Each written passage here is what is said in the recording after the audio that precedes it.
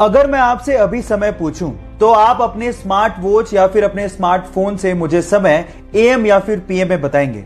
पर सवाल यह है कि एएम और पीएम का मतलब आखिर होता क्या है। तो मैं आपको बताता हूं। हमारे पूरे दिन को 12-12 घंटे के इक्वल पार्ट्स में डिवाइड किया गया है। दोपहर 12 बजे के पहले का समय हम लोग एएम, जबकि दोपहर 12 बजे के बाद के समय को हम लोग पीएम में बताते हैं। अब एएम का मतलब होता है एंटी मरीडियन, यानी कि दोपहर 12 बजे से पहले, और पीएम का मतलब होता है पोस्ट मरीडियन, यानी कि दोपहर 12 बजे के बाद। अब ये भूलिएगा मत। क्या आपको पहले से बात पता थी? और नहीं पता थी तो चैट सेक्शन में लिखना मत भूलिएगा। गाइस, आप लोगों ने मर्सिडीज कार ब्रांड के बारे में तो सुना होगा, लेकिन उसमें सबसे फैसिनेटिंग चीज है उसका लोगो।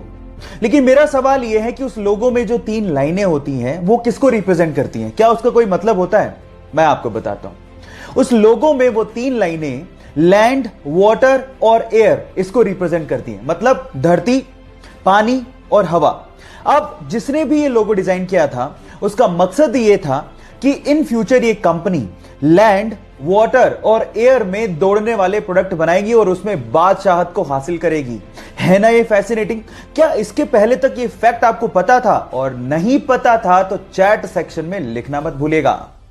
हमारी अर्थ का एकमात्र नेचुरल सैटेलाइट यानी कि प्राकृतिक उपग्रह है चंद्रमा। अब उसके बारे में एक इंटरेस्टिंग फैक्ट बताता हूं।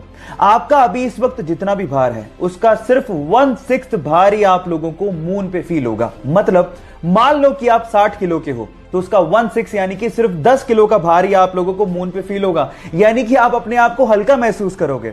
और यह होता है ग्रेविटेशन की कमी की वजह से। और अगर मान लो आपको अपना भार कम करना है तो जिम जाने की बजाय आप चंद्रमा पे चले जाओ, वो ज्यादा अच्छा है। Just kidding. ये आपको पता था या नहीं पता था? चैट सेक्शन में लिखना मत भूलिएगा।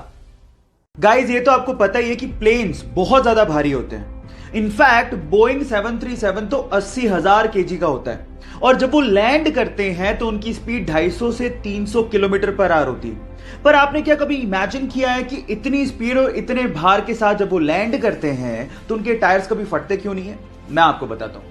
उनके टायर्स में रबड़ के साथ साथ एल्यूमिनियम और स्टील को भी मिक्स किया जाता है, और नॉर्मल कारों के टायर के अंदर जो प्रेशर से हवा भरी जाती है उससे 6 गुना ज्यादा प्रेशर से एरोप्लेन के टायर में नाइट्रोजन को भरा जाता है ताकि वो प्रेशर को सहन कर सके। क्या आपको इससे पहले तक ये फैक्ट पता था? नहीं पता था तो चैट सेक्शन में लिखना मत भूलिएगा, और हमारे यूट्यूब चैनल को सब्सक्राइब करना मत भूलिएगा। लिंक बायो में गिवन है। गोल्ड यानी कि सोना रईसी की पहचान मानी जाती है, लेकिन सवाल यह है कि अर्थ की क्रस्ट में तो बहुत सारे मेटल मिलते हैं, फिर गोल्ड को ही इतनी तवज्जो क्यों दी जाती है? मैं आपको बताता हूं। गोल्ड एक ऐसा मेटल है जिसपे कभी जंग लगती ही नहीं है।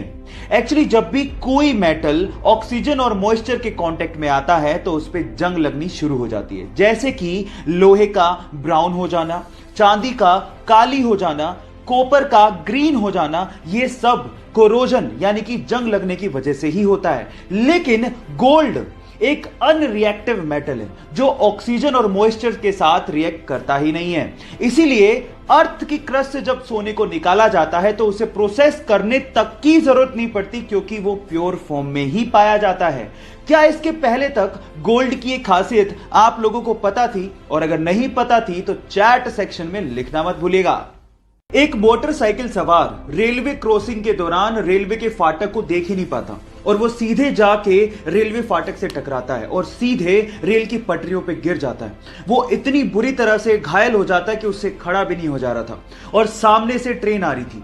यह देखकर पास में खड़ा एक युवक भागता हुआ आता है और उसे रेल की पटरियों से खींचता है, और उसकी बाइक को रेल की पटरियों से खींचता है और उसकी जान बचाता है। अगर आखिरी समय पर वो बहादुर लड़का नहीं आता तो शायद आज वो बंदा जिंदा ही नहीं होता। सो गाइस, उस बहादुर लड़के की बहादुरी के लिए एक लाइक तो बनता है। आज अगर हमें जरा सी भी चोट लग जाए तो हम लोग तुरंत बैंडेड का इस्तेमाल कर लेते हैं ताकि खून को बहने से रोका जा सके।